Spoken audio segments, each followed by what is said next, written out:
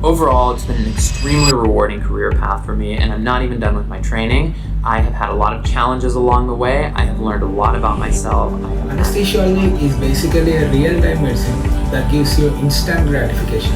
It is a perfect mix. And overall, it's an enormous privilege to be somebody's physician. They really put their life in your hands, especially as an anesthesiologist when anesthesiologist, whenever the things you might have seen in your hospitals also, whenever the things are going in a chaotic way, whenever there is an emergency situation in the hospital, the only one person who is being looking upon will be the anesthesiologist. So what happens is, it makes surgery safe, feasible and possible. No other branch of medicine. That I really chose this branch with a lot of pressure and very too much confusion in the beginning, but my MD was from Tata Hospital and I really fell in love with this branch and more.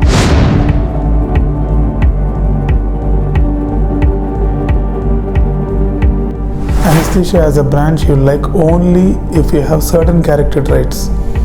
Otherwise you'll feel like a misfit. You know how it feels if you feel like a misfit. You'll feel suffocated. In this video I'm going to tell you what character traits you require to excel in anesthesia and also start loving your branch. And also I'm going to cover the darker side of anesthesia, that is the cons of taking up anesthesia, which I made after discussing with many senior anesthesiologists, and I added my opinions also to that.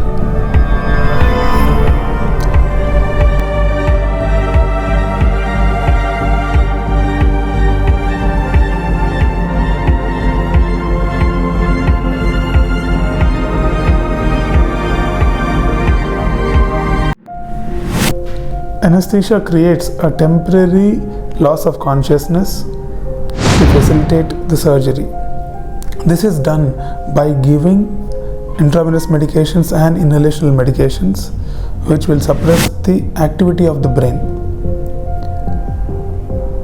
During the process, while administering anesthesia, we monitor the functions of all the rest of the parts, like cardiac function will be monitored by looking at the ECG.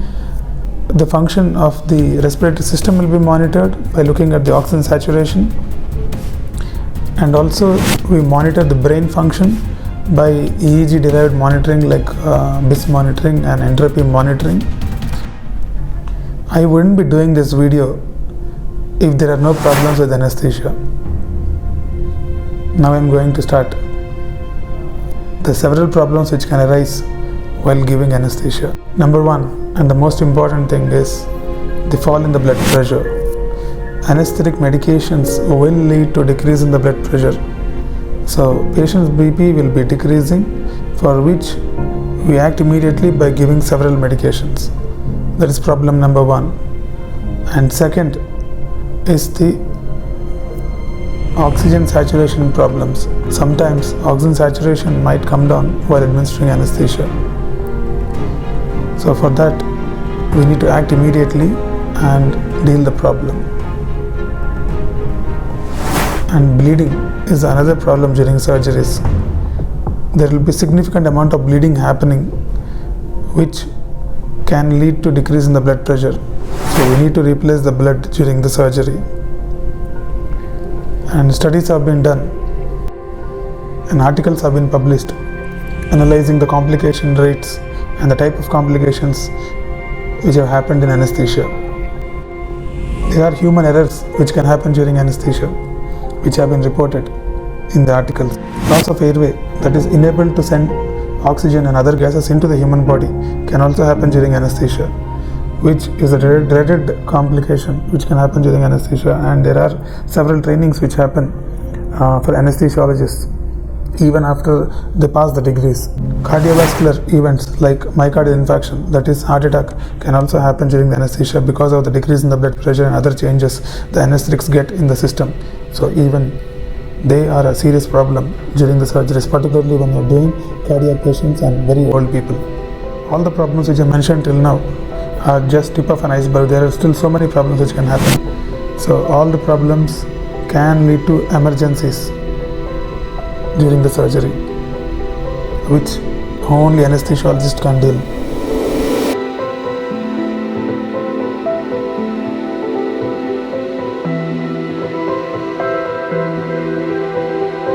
Coming to the character traits that anesthesiologist requires, number one would be the attitude to deal the crisis. Dealing the crisis will require the following qualities like leadership, being calm and composed during the time of crisis. You should know how to delegate the work to different people, and also you should have enough knowledge to deal the crisis. And also you should be good in communication. And out of all this, the most important thing I would say would be any day the leadership qualities. Being calm and composed is not easy to do whenever things are going out of control. So that is the skill you need to master. Not everyone can do that, and most of the people will panic during the crisis situations. So that is what you need to master. Knowledge can be gained by reading and by attending workshops and learning from the seniors. But the skill which I told before, staying calm and composed during the crisis time when things are going out of control, is a character trait. Not everyone will have that. The next important thing anesthesiologist requires is he needs to be tech savvy, because you will be dealing with a lot of machines, starting from anesthesia machine to your monitors, and so many gadgets will be coming up in field. The next important character trait you require is attention to detail. Not everyone will have that. You need to have that from childhood, or you need to develop that after joining. Attention to detail is very important. You can see why it is so important in the following video. Heard of Redonda Vaught, who is a former Vanderbilt nurse who was recently found guilty for criminally negligent homicide and gross neglect of an impaired adult in the death of a patient who was accidentally given the wrong medication. She is now facing jail time for those charges somewhere. And the last important character is you should be okay with being not famous. Please try to understand this. The clinical branches like the surgeons and physicians would be famous among the public, but anesthesiologists would be taking the clinical stress, but still they wouldn't be famous among the public. You should be okay with that. Only then you come up and do this branch.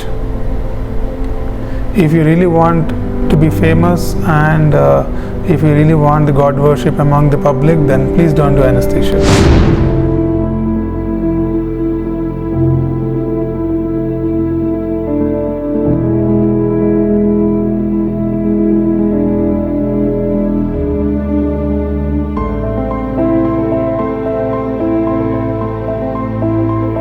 The bright side of anesthesia is, I would say, any day the work-life balance is very good, and the timings are fixed, and you can plan your life better compared to surgeons and other physicians.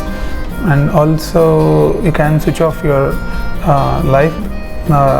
What I mean to say is, once you finish your work, so you will be not responsible for the further consequences of what happened in the hospitals. So that I mean to say, in institutes and major corporate hospitals it will be like, and anywhere in the world you can settle, which is a very unique thing that very few branches have. For example, a physician or a surgeon will have a patient base, so for him to move from one place to another, leaving the country and settling in a country like Dubai or USA will be very tough. But for anesthesiologists, any day they can think of settling in any country. They can go to Middle East and settle there. And the last thing is, you can get a very good salary at an early age. The physicians and other specialties need to build their practice, they need to build their patient base. Only then they will start getting a good income. But anesthesiologist, immediately after finishing, will get a decent salaries. Even though there is a plateau in that, which I made a video recently, you can see in that video. I'm putting the link in the description. This is the video.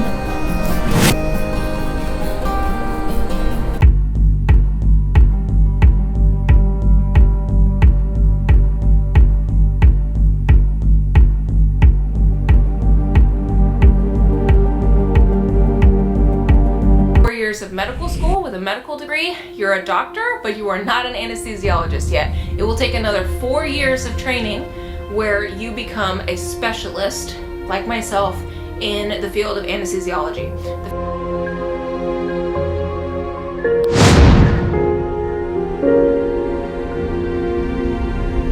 I have quit my job as an anesthesiologist. If you have come till this part of the video, then I can understand that you want to know the darker side of anesthesia. Let us dive into that. Number one is the salary of anesthesiologist. It reaches a plateau after certain years of experience. I can tell roughly around after 8 to 10 years of experience, it will reach a plateau, which will never happen in a physician's or surgeon's life. So there are several reasons I can think of this plateau. Number one is the non-revenue generation, because anesthesiologist is not involved in generating revenue for the hospitals where he is working. So the management or the organization will not find any big reason to raise their salaries. And the second reason is that the experience beyond 10 years wouldn't add much added advantage to the clinical skill or patient management. So what I'm trying to tell is, after 8 to 10 years of experience, organization wouldn't benefit much with the added years of advantage that anesthesiologist is putting into the organization. And the second important thing is the capex, the capital expenditure hospital invests in anesthesia equipment is very minimal.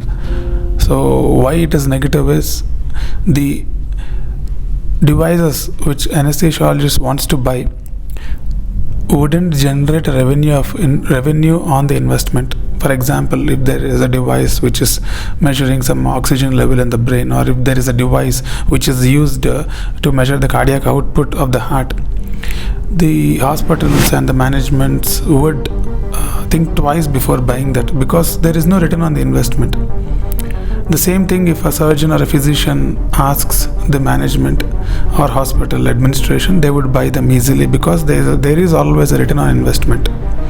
So that is a serious disadvantage, because if the hospitals and if the centers are not buying equipments, the research and innovation also will stop working, because if there is no buying happening in equipment in a particular department, then why will somebody invest in devising equipment for that particular department? So over a period of time, the innovation also will stop in that particular area. So this is a very serious darker side for the anesthesia, I feel. And the next important thing is the demand and supply. So anesthesiologists were in craze since 10 years because the demand is there, the scarcity is there, but the factor of scarcity is coming down now. You have to understand that, because there are a lot of new MDs coming out. According to my research, 2,800 MDs are getting passed out per year in India. Like that in many countries, many people are passing out.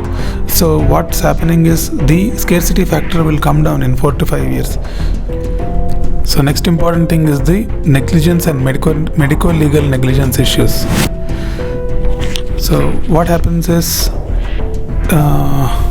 even though the salary and revenue is not there for anesthesia, the medico-legal negligence part is there.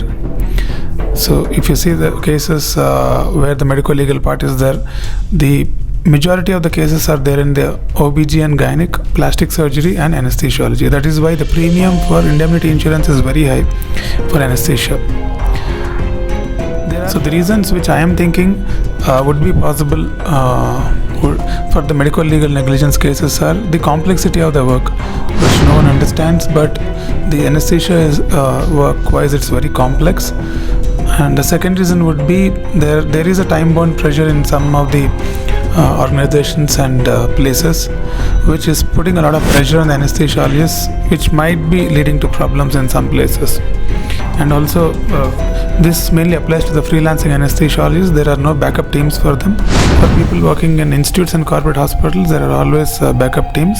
But people who are doing freelancing, if some issue happens, there are no backup teams.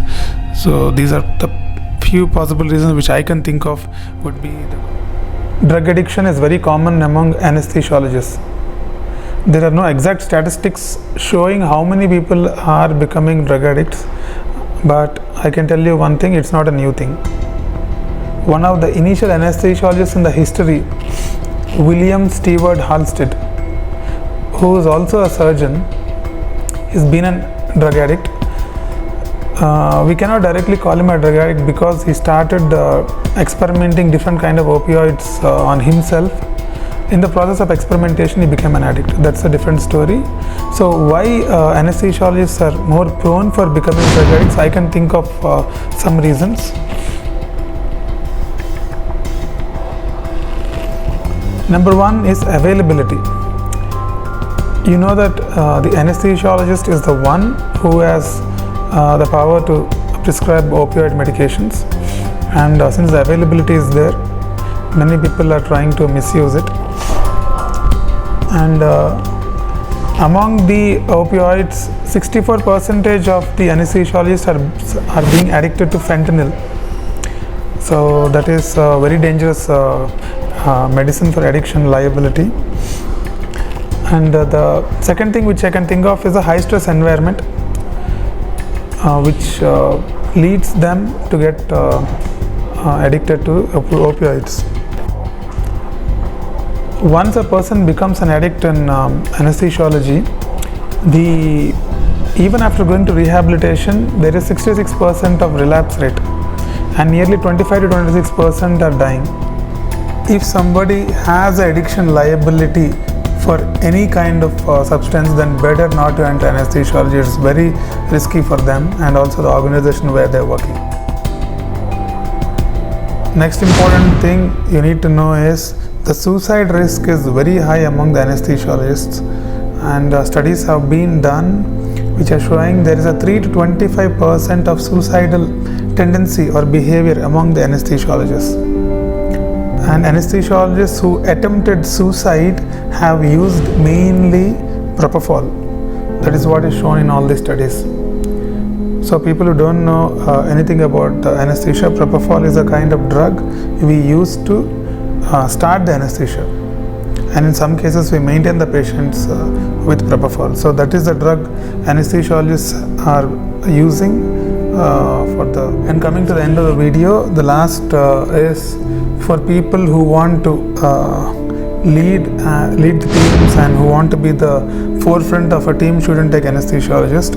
See, what happens is most of the times you have to understand that surgeon will be the captain of the ship.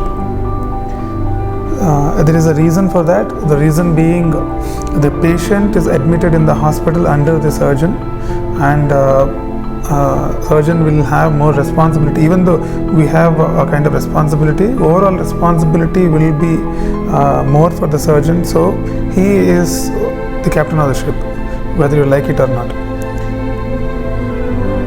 Many people might object this, but this is the reality. Thank you for coming to the end of the video. If you feel that anesthesia as a branch is complicated or complex, it is right. So that is the reason I did this video, for people to understand, mainly the students who would love to take up the branch. But if you have the characters which I mentioned in this particular video in the beginning, then you would love the branch. Otherwise you will not like it. So, and the second thing, how much money an anesthesiologist earns and all, if you really want to know, I have done a video before this particular video. Link I am keeping in the description. So thank you very much for following the video till the end. If you come till this point of the video, then I think you should subscribe for more videos like this in future.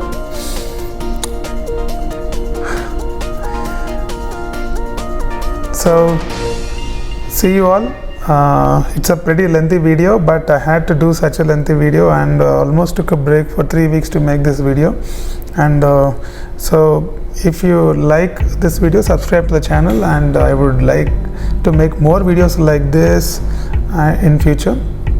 And if you want me to cover some other branches also, please comment below, and I would love to make Untold Truth videos in other branches as well. Okay, thank you very much, and roger that.